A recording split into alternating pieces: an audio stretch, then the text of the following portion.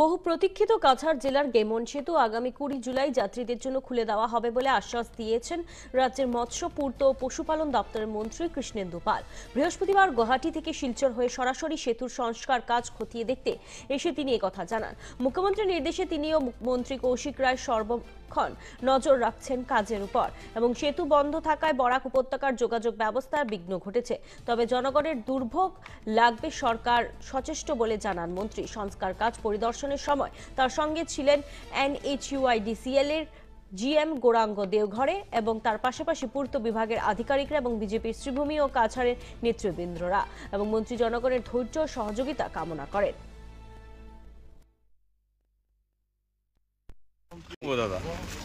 আজি আমার মাননীয় মুখ্যমন্ত্রী ডক্টর হিমন্ত বিশ্ব শর্মা মহোদয়ে কালি আমার কেবিনেট মিটিঙৰ পিছত এই ব্ৰিজ লৈ আলোচনা হৈছে আৰু আমাৰ যোৱা পৰহি আমাৰ ইয়াৰ বৰাক উপত্যকা উন্নয়ন দপ্তৰৰ মন্ত্ৰী কৌশিক ৰায় মহোদয় আহিছিলে, গোটেই বস্তুবোৰ চাইছে আৰু ইয়াত যে আমাৰ এইটো যে টাৰ্গেট যে টাইম ফ্ৰেম, কাৰণ এইটো বৰাক উপত্যকাৰ মেইন এণ্ট্ৰি পইণ্ট এই ব্ৰিজটোৱে।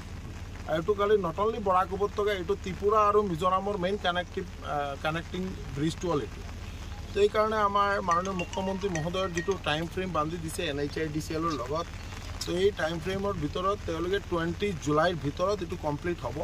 আৰু আমি আৰু কৌশিক ৰায় আমৰা দুইজনৰ দায়িত্ব দিয়ে মাননীয় মুখ্যমন্ত্ৰী মহোদয়ে দায়িত্ব দিছে যে আমৰা সদায় যাতে এইটো ফলো আপ ৰাখোঁ আৰু কামবিলাক যাতে ভালকৈ হয়, এইটো যাতে ফলো আপ থাকে আৰু ৰাইজে যাতে মানে ভালভাৱে মুভমেণ্টটো কৰিব পাৰে তাৰ কাৰণে ব্যৱস্থা যাতে লোৱা হয়।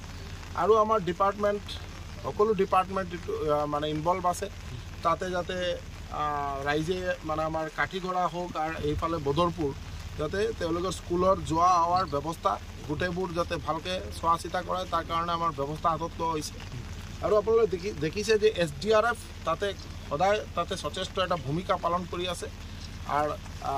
আৰু যাতে আগন্তুক দিনত আৰু দুটা যাতে বাট ইয়াত আমাৰ পাব্লিক মুভমেণ্টৰ কাৰণে আৰু দুটা ডাঙৰ বোটৰ ব্যৱস্থা কৰা হ'ব। আৰু এইটো ফ্ৰী মুভমেণ্ট, কাৰণ আমি আৰু কৌশিক ৰায় আমৰা দুই বিধায়ক মন্ত্ৰী মিলি আমৰা চিন্তা কৰিছোঁ যাতে এইটো আমাৰ যে ৰাইজে এইফালে বা এইফালে যোনেই দূৰ কৰ্মসংস্থানৰ কাৰণে কৰ্ম বা স্কুলৰ কাৰণে কোনোবা মানুহ যদি মুভমেণ্ট কৰিব লগা হয় তেওঁলোকৰ যোৱাৰ যে কোনো ধৰণৰ খৰচা দিব নালাগে, এইটো ফ্ৰী কৰি দিয়া হৈছে আপ টু 20 জুলাইলৈকে। এইটোৰ ব্যৱস্থা আমৰা মাননীয় মুখ্যমন্ত্ৰী মহোদয়ৰ নিৰ্দেশ মৰ্মে এইটো ব্যৱস্থা লোৱা হ'ব।